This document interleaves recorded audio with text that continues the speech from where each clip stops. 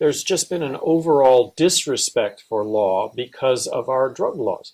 Whenever you have laws that are unenforceable, really unenforceable, law enforcement ends up taking it on the chin. They end up, law enforcement ends up being the victims. You're right. And I'm glad you mentioned that. I want to speak to that just for a minute because, we in law enforcement have been banging our heads against the wall to figure out how do we bridge this gap between law enforcement and community? Why is it that people in neighborhoods despise us so much? And yes, I use that word despise because there are kids who don't even like you as a police officer before they've even met you. It's about the uniform that you wear. And it is that way because of our drug policies. Let me share this with you. We did a program with 12 boys. A partner and I did a program with 12 boys that did not know that we were retired police officers.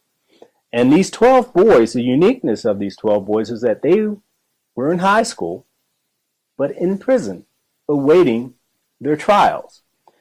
These 12 boys had done their share of work in the illegal drug trade. And so we posed the question to them, what would your neighborhoods be like if drugs were legal tomorrow? The first answer was, well, we'd have no money. So that goes to show you just how much money is generated or, the business that is in that community. The second answer was the police would no longer harass us.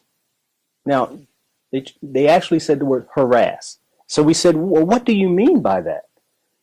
Well, the only reason they come into our neighborhood is to look for drugs. So how do they do this? Well, every time you turn around, whether we're just standing on a corner talking, sitting on the steps, they come, they pull us up, they put us up against the wall, they search us, they search our cars. You can see them stopping cars all the time in our neighborhoods, and they search our homes. So if drugs were legal tomorrow, then you wouldn't have to deal with it. That's correct. They don't see police in their communities as someone who they can go to for help. Imagine if that were to change. Imagine if you could be a police officer in these communities and when someone has an issue, they actually come to you and say, excuse me, officer, can you help me with this issue? You have hit on the head what would occur if we would legalize these substances.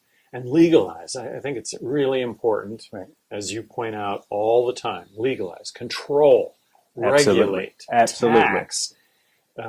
I've come to the conclusion that, and again, LEAP would be espousing the fact that 90% of the drug problem is prohibition related, not use related, and that's not to discount the problems with use and abuse, but that ought to be the focus. Absolutely.